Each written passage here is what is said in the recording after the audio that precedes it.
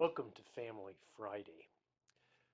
Today I begin a new series based on my reflections of Ephesians 4, chapter 4 and 5. These two New Testament chapters, when applied to husband and wife, provide the basis for the Christian practice of marriage. As a family life minister, I value the insight of social scientists and therapists, which is why I often recommend many of their books. And on this very uh, means, I will talk about them. Nevertheless, I believe God calls for our marriages to surpass the truths of the scientists and therapists. According to Ephesians chapter 5, beginning with verse 21 and going through verse 33, marriage is to reflect the care, respect, and sacrifice that exists between Christ and his church. Sadly, the divorce rate among believers, yes, even among those calling themselves evangelicals or conservative Christians, differs little from Americans who claim no religious affiliation.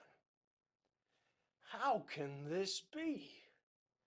Well, many believers point their finger at the erosion of traditional and family values, but that's as if Christians have not assisted that process. No, we cannot blame Margaret Sanger, Hugh Hefner, Gloria Steinem, Harvey Milk, Harry Blackman, and Anthony Kennedy or anybody else for the condition of marriages and families in the American church.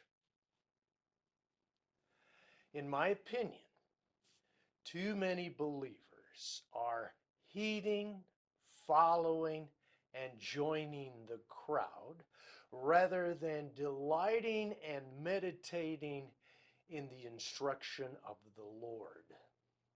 And just read Psalm 1 for a description of that.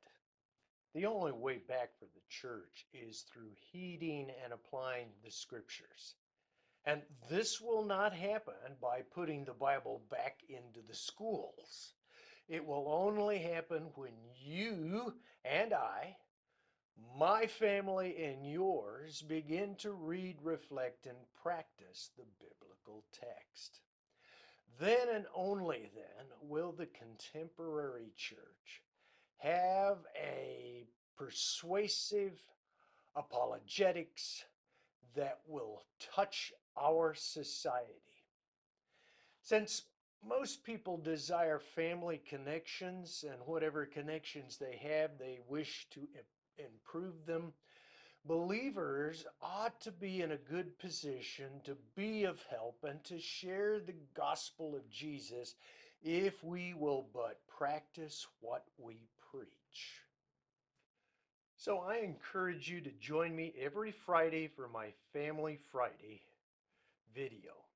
Next time, let's start with the profound thought of Ephesians chapter 4, verse 1.